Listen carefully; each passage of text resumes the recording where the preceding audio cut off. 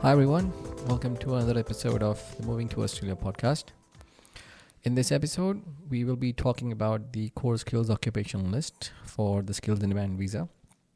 On 3rd December, the government announced a new core skills occupation list, CSOL, a single consolidated list of 456 occupations, which applies to the core skills stream of the new skills in demand visa that will replace the TSS Subclass 482 visa on 7 December 2024. Now, Jobs and Skills Australia, whose role is to provide high-quality data analysis and insights on the labour market at national, state and regional levels, was tasked as consultants to provide the government with a draft CSOL, which would represent the skills Australia needs to meet the growing demands of the workforce. 3 draft lists were published: Confident On list, which comprised of 183 occupations, Confident Off list, comprising of 214 occupations, and a target list for consultation comprising of 307 occupations. Now, the current list, as mentioned earlier, is a consolidated list of 456 occupations.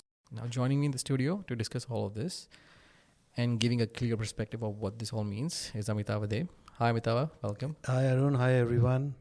What a beautiful day today. Sunny day in Sydney. A little hot, but today is manageable. Welcome, everyone, after 2 weeks. I think the last one was 2 weeks ago. Yeah. Yes, it is a big news because we've been waiting for this for a while. It was supposed to be published on around 24th of November, but it got delayed. So here is the list yesterday. It was published yesterday. A lot of my clients have rung me asking questions. So yes, let's talk about it. Yeah, so let's clear up the confusion between the draft CSOL, which is the core skills occupation list, and the newly published ones. Yeah, the core skills occupation list, which has been published, is the final one. Yes, it is not the draft one anymore, but there was a draft list, and that was created and published by the department. Well, the various departments have published it, and they had 3 lists. One list of occupations for the occupations that are definitely going to remain. One off list, meaning these are going to go off. And the third one, list for consultation, meaning, there's further discussion needed for those occupations. A lot of people were worried who were not on the on list. Many were on the off list, and they said, what's going to happen? So here is my 2 cents on this one. Firstly, this has nothing to do with the PR, independent PR pathway. This is entirely work visa, rather employer-nominated visa. So I know you have this question later, so I just briefly wanted to touch upon this. So a confident off list had occupations which people were really worried that they were not going to remain, but some have remained in the list. So moving on to the very next question, which you were referring to. Now, the skill in demand visa, SID as we call it, it's an employer-sponsored visa. Now, skills professionals who want to migrate to Australia independently have obviously other pathways available to them. Many people were confused when the draft CSOL was announced about what would happen to the skills priority list for skill migration. Tell our listeners why they shouldn't worry about the core skills occupation list for the skills in demand visa. Yeah, so as you mentioned, and we already had a podcast on this topic earlier, the SID visa, Skills in Demand visa, is nothing but the old TSS or the 482 visa with some new changes, the old wine in a new bottle. This has 3 different pathways, or the new skills in demand visa will have 3 pathways. There will be specialist skills pathway, core skills pathway, and essential skills pathway. Out of these 3 pathways, the second one, which is the core skills pathway, this is the one that is going to use the core skills occupation list. Okay. But this has nothing to do with the skill priority list for the other skill migration pathways. There's no priority list. Okay, so That term we have to be careful. Okay. There's a skilled occupation list for 189, 190 and 491. They continue. Now, the core skills occupation list, CSOL, will also apply to the direct entry stream of the permanent employer nomination scheme subclass 186 visa. Can you tell us a bit about that? So when we talk about employer nomination, there is 482 visa, which has got its own streams. And then we have got 186, which has got two streams. One stream is the transition pathway, which means someone will be holding the 482 visa for certain number of years before they qualify. The other one is direct entry, where they can apply directly provided they have a skills assessment, required number of years of experience, and they meet the age criteria. So that one is going to use the core skills list. Okay. Now, earlier you did mention that there was a confident on list and a confident off list. Now the new list released has 456 occupations. So which of the ones, if you can touch upon a few of them, I know it's a huge list, but if you can talk about or walk us through which are the ones that you thought were not going to be on the new list and they have still been retained? These are the ones which, there are many others. Yeah. It's not what I thought.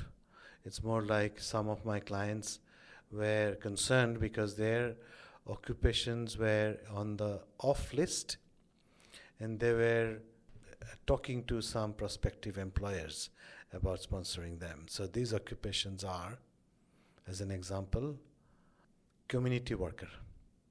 This was on the off list. It is now on the main list, or the list that is published. The other one is private tuition. Okay. Private tutors. They were in the off list, and I'm surprised they are still there on the main list. I am suspecting this has got something to do with the yoga teachers. So there will be a lot of yoga teachers coming to Australia. Earlier, I had refusals of yoga teachers through VETSS when I applied as private tutors not elsewhere classified. But it's interesting that they have put it back on the list, and I'm sure it is based on the petitions made by me and many others on where the yoga teachers will fit. So a lot of these occupations are on the list, and that is good news. So nutrition is one of the occupations that has been taken off, right? Nutrition is completely off now. Completely off, okay. Now, we are told on 7th December, we will also hear about the National Innovation Visa that would replace the Global Talent Visa.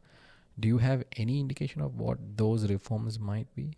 Yes. Now, this National Innovation Visa is going to be a replacement of two visas, or rather three visas. One is Global Talent, second is Business Innovation, and the third is Distinguished Talent. Long back, Distinguished Talent used to be there. So Distinguished Talent is for leading athletes and creatives who are of international fame.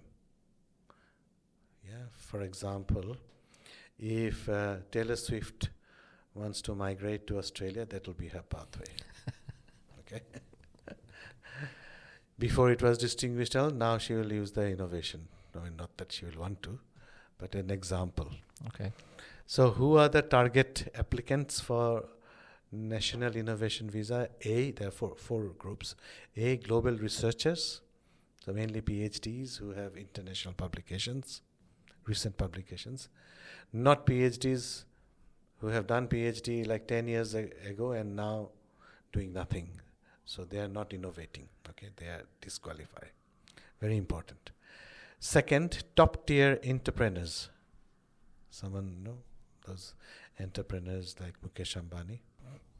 Not Mukesh, I'm just exaggerating, but yes, something like that, entrepreneurs. Okay. Third one is innovative investors. So second and third replace the Business Innovation Visa.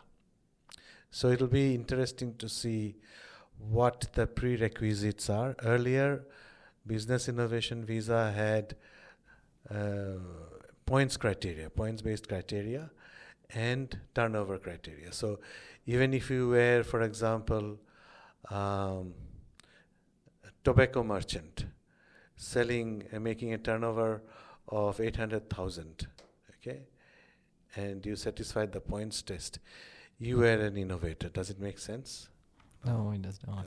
So they're going to make those changes, I believe, to make it more beneficial for Australia. And the fourth one, of course, I just discussed, which is the leading athletes and creatives who represent their country internationally. Okay. And do you have a ballpark figure about what the National Innovation Visa might cost for an applicant? It'll be the same as any permanent visa. So skilled migration, for example, for the primary applicant, it's 4,700 something. For the secondary applicant, it's half of that. And for children, it's 1/4 of that. So it'll remain largely the same. Okay. So there you have it, folks. I hope this clears any doubts you have about the core skill occupation list. And as and when we receive more information about skills in demand visa and other reforms for the National Innovation Visa, we will just discuss that. We'll have more information on 7th of December precisely. Yeah. Well, I think I can say precisely that's what they have said, but I know the department have failed us in the past. But hopefully on 7th of December, look out on the media, or look out for our next podcast. Yeah. We will definitely have more details on the National Innovation Visa and the Skills in Demand Visa. Sounds good. Thank you, Amitava, for your time. Thank you. Thank you Arun. for listening, Have folks. Good And we'll day, see you soon. everybody, wherever you are in the world. Thank you. Bye.